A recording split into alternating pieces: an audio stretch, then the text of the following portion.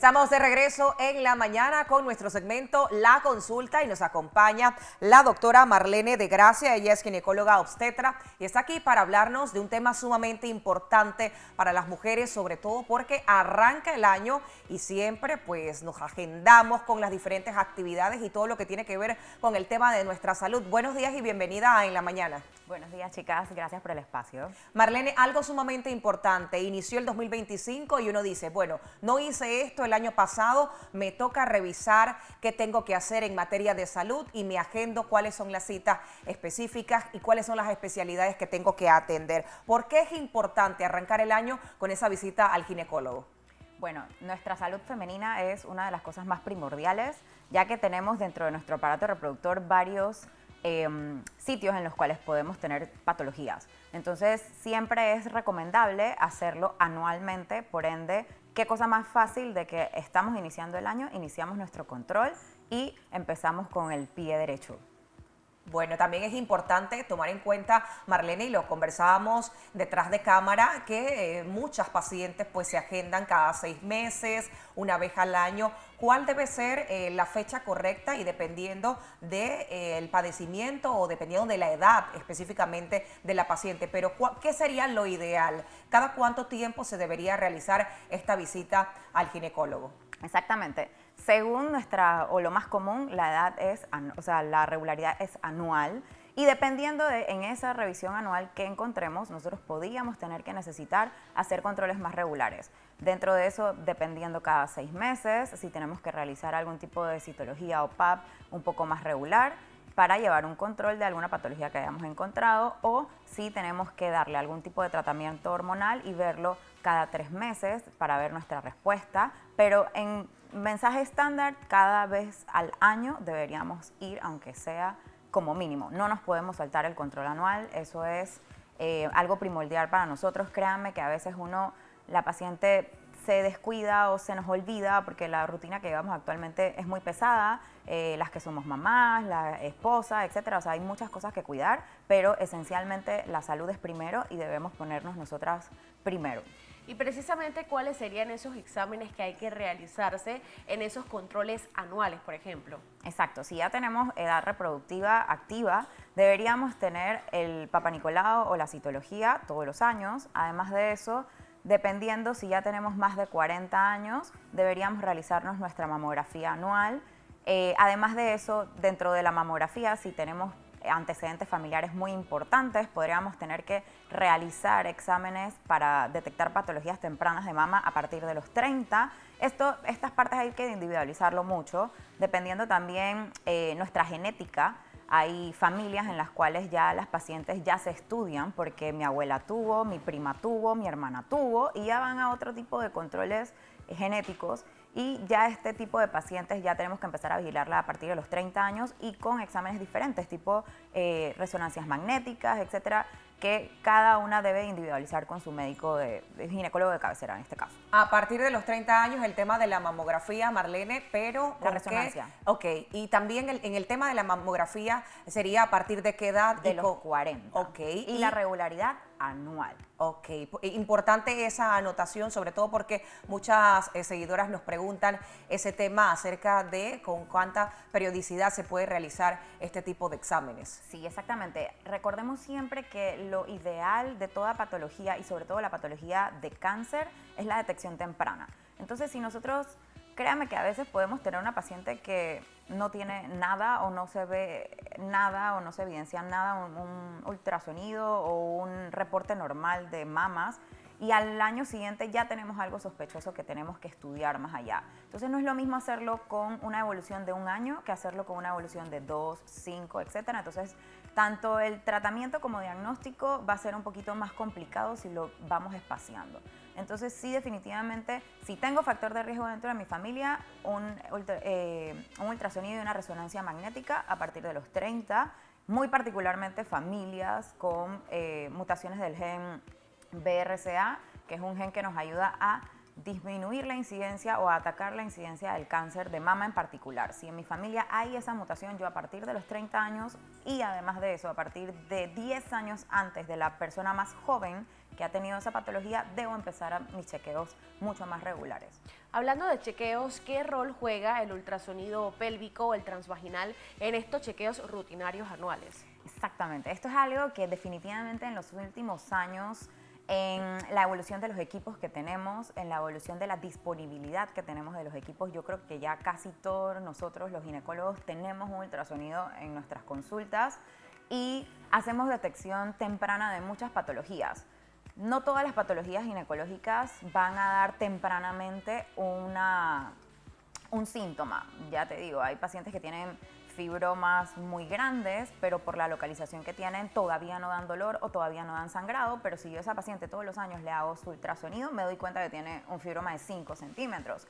En una paciente que tenga 25 años y que todavía no tenga hijos, eso es muy importante detectar tempranamente para poder ofrecerle a esa paciente un manejo conservador de su útero.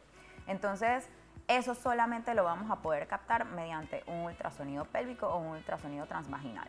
Importante esa información, Marlene. Además, saber con el que mencionabas que por lo menos mínimo una vez al año la visita al ginecólogo, pero muchas veces algunas mujeres pues se adentran en el tema del trabajo, en el tema de la familia y pasan por alto, bueno, yo me siento bien, no pasa nada, pasan por alto ese tema de la visita al ginecólogo. ¿Con qué te has encontrado tú y qué es lo que más perjudicial dilatar esa visita?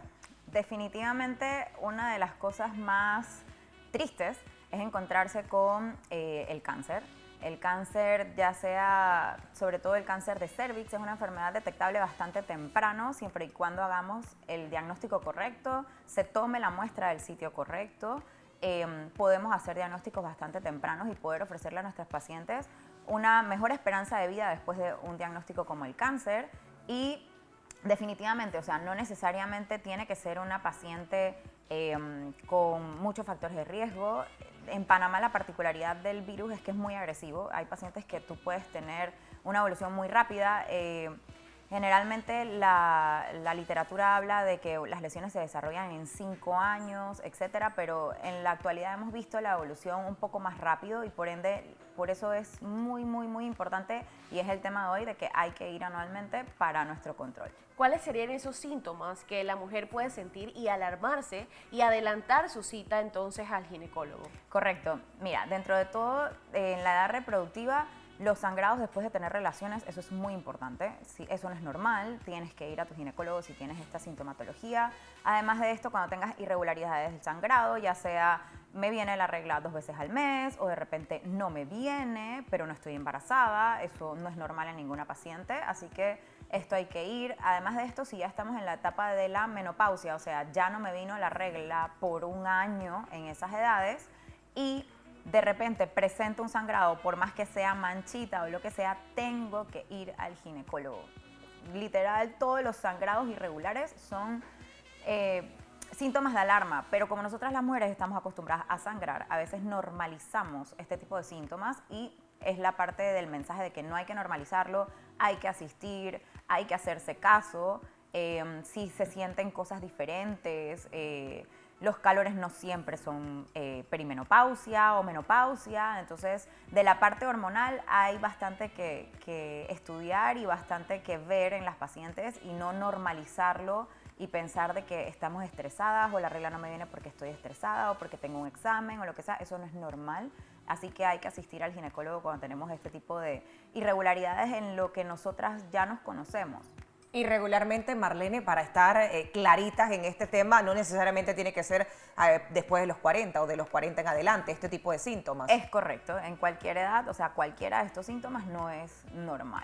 Además de eso, también saber cuáles son los exámenes de sangre o las pruebas hormonales que tiene que realizarse una mujer en diferentes etapas de su vida. ¿Cuáles son las que sugieres? Sí, por lo menos el ginecólogo se convierte básicamente en el médico de cabecera de las pacientes. Ya el médico de cabecera de los tiempos de antes ya básicamente ha dejado de existir y nosotros los ginecólogos nos convertimos en el médico de cabecera de nuestras pacientes.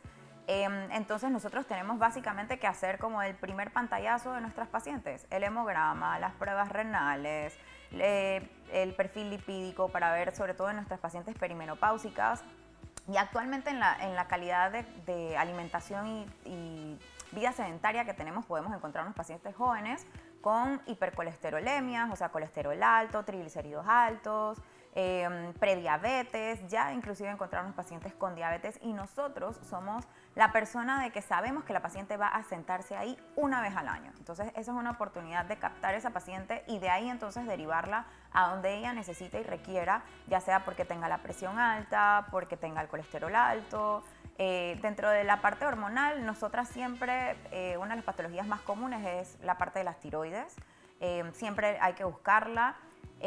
También cuando las pacientes, dependiendo de los síntomas, si no tienen, o la regla se les espacía un poco, hay que ver cómo está la prolactina y este tipo de cosas. Entonces sí hay que buscar y sí la paciente debe darnos a nosotros las herramientas para que nosotros podamos estar orientados en qué tipo de exámenes les vamos a hacer. Obviamente de rutina, los basiquitos, los exámenes de sangre, ya va el hemograma, el urinálisis y por lo menos las pruebas de función renal y el colesterol. Excelente, gracias Marlene de Gracia, la doctora Marlene de Gracia, por acompañarnos hoy en la mañana con un tema sumamente importante que no solo de hecho nos involucra a las mujeres, yo creo que las parejas también tienen que estar al tanto de todo este tema que tiene que ver con la salud femenina, también para hacerle ese recorderis a la persona con la que está. Así es que recomendaciones para finalizar, Marlene, por favor. Acudan temprano, dense su tiempo, dedíquense ese espacio de salud para ustedes porque nosotras somos muy importantes en todo, en la vida familiar, en la vida de nuestros hijos sobre todo, y para poder nosotros seguir con una buena calidad de vida hay que tener detección temprana de todo tipo de patologías. Gracias, doctora Marlene de Gracia, ginecóloga obstetra, por acompañarnos la mañana de hoy con este tema sumamente importante.